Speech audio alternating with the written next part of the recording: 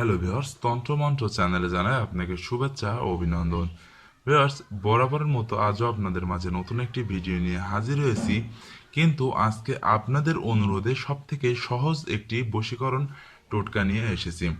আপনারা জানিয়েছেন যে আপনারা অনেক ভিডিও দিয়েছেন, কিন্তু সেগুলো আপনাদের জন্য অনেক কষ্টকর করার জন্য, আর তাই আজ আপনাদের মাঝে শুধুমাত্র নাম দিয়ে বশীকরণ টোটকা নিয়ে হাজির হয়েছি। আজকের এই যে টোটকাটি দেখাবো তার জন্য আপনাদের কোনো কিছুরই প্রয়োজন হবে না, শুধুমাত্র নাম প্রয়োজন হবে। আপনি যাকে বশ করতে চাচ্ছেন তার নাম দিয়ে আপনি তাকে বশ করতে পারবেন, তাছাড়া আর কিছুই লাগবে না। তো আমার মতো একটি লাল কলম ও একটি সাদা কাগজ নিয়ে নেবেন। এই সাদা কাগজে দেখতে পাচ্ছেন একটি চারকোনা ঘর রাখিয়েছি, এবং এই চারকোনা ঘরের মাঝে এই যে এখানে চারটি ফাঁক থাকবে, এরকম করে আবারও একটি চারকোনা ঘর রেখে নিয়েছি। তো চলুন দেখে আসা যাক এখন এর মধ্যে কি লিখতে হবে। সবার মাঝখানে লিখতে হবে হ। তো আশা করি বুঝতে পারছেন, সবার মাঝখানে যে অক্ষরটি লিখতে হবে সেটি হচ্ছে হ, এবং উপরে যেটি লিখতে হবে সেটি সংখ্যা 1। এই পাশে যেটি লিখতে হবে সেটি অ, এখানে অ লিখতে হবে।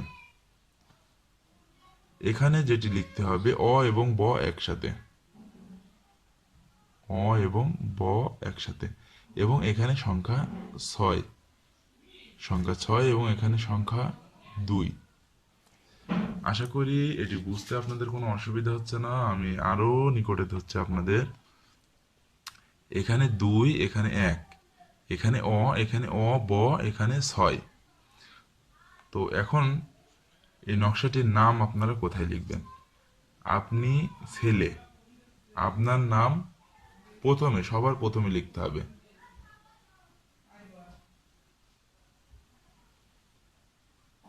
ছেলে, এবং এখানে মেয়ের নাম লিখবেন।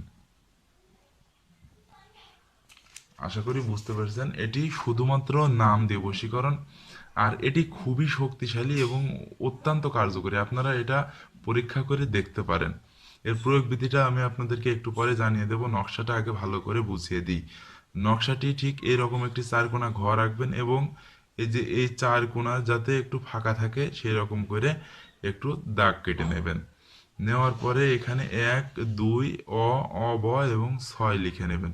মাঝখানে থাকবে হ, এবং বাম পাশে হয়ের বাম পাশে ছেলের নাম, এবং ডান পাশে সেই কাঙ্ক্ষিত মেয়ের নাম যাকে আপনি বশ করতে চাচ্ছেন তার নাম দিয়ে দিবেন। এখন এই যে কাগজটি আপনি কি করবেন? এই কাগজটি আপনাকে ছোট্ট একটি মাটির পাত্র সংগ্রহ করতে হবে। মাটির পাত্রের মধ্যে কাগজটি ভাঁজ করে সেই মাটির পাত্রের মধ্যে আপনাকে দিতে হবে। দেওয়ার পরে উপরে সামান্য পরিমাণ চিনি ছিটিয়ে দিতে হবে।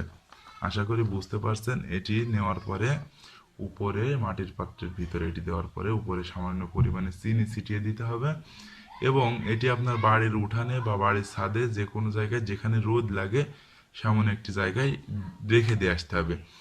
সেই তার মুখটা ঢেকে রেখে দিয়ে আসতে হবে।